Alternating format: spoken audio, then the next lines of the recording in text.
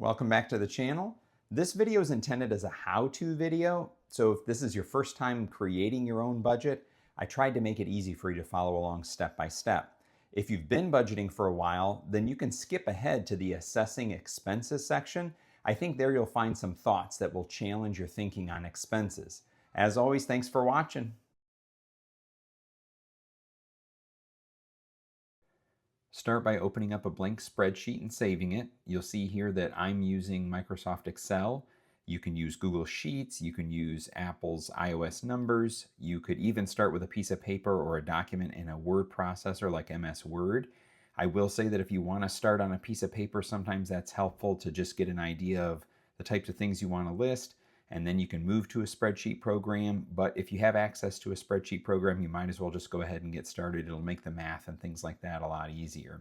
What I really want you to focus on is the mechanics of thinking through your month, thinking through your income and expenses, and we'll talk about a few tips along the way that will help you kind of understand maybe the best way to approach your budget if this is your first time doing it. But again, my goal here is to have you be able to follow along. So go ahead and get out your program, get a blank sheet and save it. And let's go ahead and do this step by step together. The first thing that we're going to work on is the actual budget side. Now, we're going to do two things with income and two things with expense. One, we're going to come up with a budget based on what we know, and then we're going to create a space where we can record the actual funds that we get in each month. So it's really important to have what your goal is or what you believe is going to happen, and then have a way to represent what actually happens for you. I'm going to go ahead and create a header for myself called budgeted so that I know I'm working on my budgeted income. And I've just chosen to use a very simple 4-column format here where I list my income source so that I can describe it, the dollars so that I can put the amount, the date. This gives you a way to kind of organize your income by when you expect to receive it.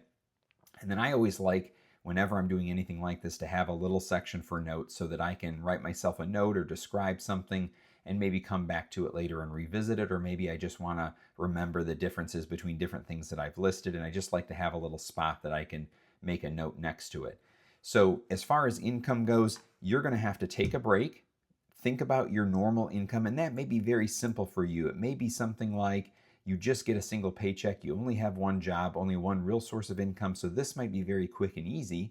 But others, you may have more than one job. Maybe you're working a couple of jobs like I used to. Maybe you do some things on the weekend, like you drive for Uber or Lyft or something like that. And so your income might not be as regular as somebody else's, but I want you to think through what you generally receive in a month. Now I'm just going to create some dummy and blank cells here just to represent things. So say you get 2 paychecks in a month because you get paid bi-weekly. Or say you work 2 jobs and you're getting one paycheck on a certain date and another paycheck on another date. And then maybe you have some of that irregular income that we talked about, or income that maybe isn't based on an hourly wage, and so you have to find another way to estimate it. What I want you to think about primarily when it comes to income, though, is the net amount that you get. So I don't want you to put the gross that you're earning, not your hourly wage times the number of hours you work, but I want you to take that and see what your actual paycheck usually is based on that number of hours after taxes. And then the other thing I want you to think about when it comes to income is let's try to stay focused on things that are regular and repeatable. So it may be that you work an odd job here or there, but you don't really know when that's going to come up or how much you're going to earn from it. You might want to create some sort of other line that you can record when you actually get that money, but it's probably not a good idea to set your budget based on getting that money, especially when it's not regular and not reliable for you. So you can see I've just kind of made up some dollar amounts here. This is, not necessarily representative of anything in particular, but just to give an idea, maybe I get paid twice a month, the 15th and the 30th. So I fill in a dollar amount that go along with those and the date as well. Maybe I have other income like Uber or I'm a DoorDash driver. And so I'm not getting paid on a specific time during that month, but I know that in a given month, I typically earn around $100 picking up a shift here or there for Uber or for DoorDash. And so I'm going to list those. And you'll see here, this is a great opportunity to use that notes column. And that way you can just keep other income over here, but you can describe it maybe a little more fully, or you can jot things down like usually do this once a week. Usually do this a couple of times a month, something like that, so you remember what you based your budget on. So I'm going to format a couple of things real quick here. I like to kind of keep a little visual separator between my budgeted amounts and then the actual amounts I receive. And then in order to create this, I'm just going to go ahead and copy this entire block over here. And then instead of budgeted, this is where I'm going to call this my actual. So I'm going to leave all these things here, and then I'm just going to zero these out. Because when I actually get my first paycheck that I think is going to be $250 on the 15th, here I can put that it was actually $220. And then the next paycheck, maybe I picked up an extra shift because somebody was out, or maybe there was something else that affected my check for the second paycheck, and actually I received $280. And then for other income, I've really been trying to increase my earnings from these side hustles that I've got going on. So instead of $100, which is normal for me, I was able to earn $150. And then during the month when I actually get my paycheck from DoorDash, that one didn't go so well for me. I thought I was going to have more time than I did, but I only ended up earning $75. So you can see what we're creating here is kind of what we expect and what we're planning for. But we have to have some way to check in on what we actually did and not just assume that this budget is 100% accurate every single month. So I've created this actual section here. It's going to have very similar information, but I'm going to leave it blank until I actually receive the income. Now, you might do this once a week and update your budget. You might sit down once a month and do this and say, how did I do this month? I just want to keep up with how I'm doing compared to my budget. But you can see that when I've got a formula in here where I'm adding things up, I budgeted $700, and this month I came out a little bit ahead. I was able to earn an extra $25 versus what I had budgeted. Now that's going to become important later, but for right now, when you're starting on your budget, you just want to get a handle on that regular and repeatable income, money that is coming in the door. And then from there, we can start to say, how are we doing when we begin to compare that income to our expenses? So again, I'm just going to list some common items so that we can talk through them. You're probably going to need to take a few minutes and pause and think through the items that you would put down in your budget for expenses. Some of them are going to come easy. You're going to think of things right off the top of your head, like rent or car payment, things that happen to you every single month that you know you have to pay. And then I'm going to go ahead and make a copy of this while we're looking at it as well, just because, again, I always want to have not only what I planned, but then have a space where I can put in what it is that actually happened. So we're going to change this from budgeted to actual. And I'm going to leave these dollar amounts in here for now. You would not fill these in until your actual comes in and the actual expense comes in for the month. Starting here with rent, car payment, these are some of the bigger ones, things that'll be easier for you to remember and think about. Don't forget about things like your insurance. Different types might be paid out at different times during the month, and that's where this date column comes in handy. Or maybe if instead of listing a description here in the insurance type, you might want to put that in the descriptive section for notes. But you're just trying to get at those expenditures that you know you're going to make and you're planning on making. It may be helpful at this stage also to pull up some of your transaction activity from either your credit card or your bank account and just try to make sure that you're not missing something major. So I'll come down here and just talk about these a little bit each one, but we've got rent, we've got, that could easily be a mortgage if you have a home. Car payment, maybe you have multiple car payments, so you'd want to list a couple of those. Utilities, you can group or label things however you like. You can be as specific as you like. So you could list your water bill, your gas bill, your electric bill if you wanted to do that. I typically group mine. Sometimes you pay one bill for multiple combined things depending on where you live. Internet, you may have subscriptions, whether that's magazines, streaming services, things like that. Tuition, if you're still in school or you're taking courses or classes. Groceries and food, maybe you have an amount that you'd like to set up to save or that you want to budget for doing fun things. And restaurants or entertainment, other fun things, make sure you have a category set up for savings. If you've got some extra money each month, you want to try to plan on what you're going to save. Maybe you have a debt that you're working on paying down, whether that's a credit card or whether that is something like school loans. And you may want to list that separately and try to budget some extra money or the minimum payment that you have to make each month.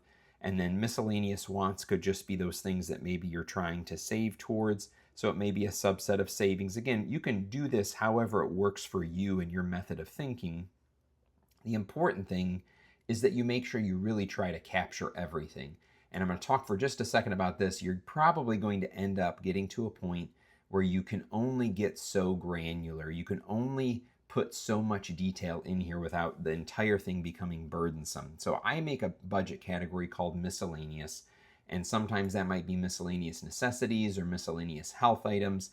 But what we're thinking about here are things like soap, toothpaste, toiletries, personal items, things that you don't buy necessarily every month, but you use up over time, and they're usually not large enough to budget for individually, but in the aggregate, all added together, they may be significant enough that you want to make sure you have the money set aside for those things, or that you're planning to expend money for those. Otherwise, you're going to end up with a little bit of a gap in your budget. So I have my budgeted side. I go through maybe some transaction detail for the last couple of months, think about things that are regular and recurring as far as my expenditures, and I want you to put everything that you spend into a category. Even if you go to Starbucks every single day and you say, you know what, every time I go to Starbucks and I buy my coffee in the morning, I'm going to put that in a restaurants category or in a coffee category, however you want to label it. I want you to be able to represent everything that you regularly expend in a month in your budget. And don't ignore stuff, and don't say, well, that's not very much money. What you're trying to do is get a complete picture, just like you were with your income. You don't want to ignore something as long as it's regular and repeatable. You also don't want to ignore something that you spend money on each month just because maybe you realize, wow, I actually spend quite a bit on that, and I'm just going to leave that out of my budget. If it's something that you're paying for currently and buying regularly, you're probably going to continue to do that. Go ahead and represent it here. Then again, you want a space over here where you can put in your actual. So I budgeted, or I planned to spend $200 or $20 on groceries.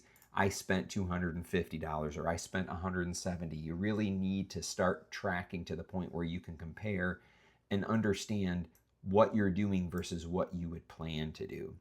And the date over here for the expenditure, some of this might not be as relevant for things like groceries. Maybe you do it multiple times, so the date isn't as relevant there. Whereas for rent or a car payment, those would typically just be due on a specific day during the month, but you can add notes for things like that. So that should get you most of the way there as far as your basic bones of your budget. You'll be listing your income that's regular and repeatable, your expenses that also occur on a regular basis, and you want to create a space where you're planning and a space where you are recording what has actually occurred. Now that we have the bones of our budget and we feel comfortable that we haven't left anything major out, I do want to spend a little bit of time talking through some of the philosophy behind how we're going to list and organize things, especially our expenses. So when I'm looking at this list, first thing is I'm just trying to get a complete list. But when I feel like I've got it at a point where I'm representing what I'm spending each month, take a few beats and look at the items that you have listed.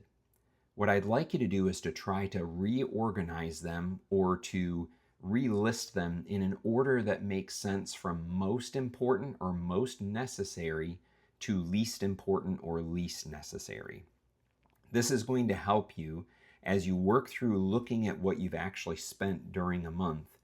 It's going to help you to start to think about, where would I rank this if I had to list these things from most important to least important. So basic necessities like a place to live, a way to get around, making sure that you have things like electricity and water, depending on your job or your living situation. For most people nowadays, internet would be something that's a necessity in order to function. Things like groceries and food, those types of things, you would want to slide them up towards the top so that you have your most important categories up here. Then things like miscellaneous wants, maybe restaurants and eating out, fun, things like that, you would put more towards the bottom. And the idea here is that we're going to start to work through understanding ourselves a little bit better by doing this budgeting process. And then I want you to apply your logic and your plan for how you want your future to go by looking at these expenses and saying, you know what? Something that's most important to me really is getting this debt repaid. Well, if you compare that to going out and having fun, you may decide that debt repayment is more important than this fun budget, or it's more important than eating out at a restaurant instead of cooking at home, or it's more important than going to the movies on a regular basis. So that's what I want you to start thinking through. And it's a really great opportunity to kind of let that go in the back of your mind while you're organizing things and think, you know what are my priorities really going to be? And you can start to get that ball rolling when you're looking at your expenses and trying to rank them. This would involve really breaking down what you feel is an absolute need for you versus something that is really just a want. The other thing that I want you to think about and maybe start to note with a color code or a letter designator is think about, are these things really a fixed expense or a variable expense? And by that I mean, is this amount going to be the same every single month? If so, then maybe mark it in some way. You might color code things and say, you know what, my fixed expenses are going to be green, right? My rent is not going to change every single month. A car payment is typically not going to change every single month. Typically, your internet bill, unless you have add-ons that come and go, your internet is probably an agreed upon price. Maybe you have some subscriptions and those are the same amount every single month that gets deducted. Maybe your tuition payment is the same every single month. But things like groceries, things like the utilities from month to month, you might want to choose a different color for those to note the fact that, I'm trying to budget for them, but it's not entirely in my control exactly how much or how little I spend. Or maybe it is in my control, but some months I spend a little more, other months I spend a little bit less. Utilities, that's one of those buckets where technically it's in your control, but if it's hot outside, you need the AC on. If it's cold outside, you need the heat on. So to some degree, that is not really in your control, though it will fluctuate. So it would be what we would call a variable expense versus a fixed expense where you've entered into some sort of agreement or you know exactly what that dollar amount is going to be every single month. And you might put something like a debt repayment into a fixed category because maybe you have to make a minimum payment and that minimum payment is the same every single month for a year or two. Or maybe you say, I want savings to be something that is fixed. I never want to change that amount. I always want to make sure I at least put in this baseline level of savings each month. So you make that a fixed expense. But as you're going through and listing these things, just get things on paper first, but then start to think about their order of importance and then start to try to understand which categories are going to be a little bit more difficult for me to control from one month to the next. And maybe it's going to require a little bit more effort on my part to keep it within my budget. After we have created this budget and gotten it dialed into the point where we think it's fairly accurate, the first month that you fill in these actual numbers, I want you to go ahead and create a report card area for yourself. We're going to call this the difference column. Here we're just going to calculate, very simply, the amount of income that we actually brought in versus the amount that we planned. And the way we do that is just to create a difference column here. I can just drag it down and you can see already that if I just compare my totals, I brought in $25 more than I had planned. Now, in that first paycheck, I was a little bit low. I made it up by picking up a shift in my second paycheck. Maybe I made a little bit more than I had planned driving for Uber. But you know what? I wasn't quite able to do as many door dashes as I had planned this month. But net, where I landed is $25 better than what I had planned in income. And you're going to keep dragging that down, and we're going to get a sense of your expenses as well. And the point of this is that now that you've done the work of planning, and then you've done the work of living for the month and expending or gaining income, let's see how you did so that you can start to control your finances. You have created a situation where you're tracking and paying attention, and now you can start to influence what you do and your behavior in order to create a desired outcome for yourself. And I promise you, as you've gone through this exercise with me, you're going to learn something about yourself that maybe you didn't realize before, maybe you were ignoring before. But doing this is really going to show you, where am I landing versus where I really want to be or where I plan to be. And that's important. That's really what we're getting at by building all these pieces out and going to the time and effort of tracking, is to get down to a result and be able to say, is this what I want or do I need to change something? And just to make sure that we're clear, Like many, many things in life, there are only two pieces here: what you make and what you spend. And if you are spending more money than you make, and at the end you're coming out with a negative number, what you really need to look at is there any way that I can increase my income? And if not, the only alternative is to reduce my expenses. And that's where going through the exercise of looking at things and ranking them according to order of importance is helpful, because you can start to say, well, I know what my expenditures are for things that are absolute necessities. But then I also know how much I'm spending on things that aren't truly necessities, and that's the category that I need to attack first when it comes to balancing my budget or making sure that what I spend every month is at least equal to or less than what I bring in income. Thanks for watching, and check out the next video in my series.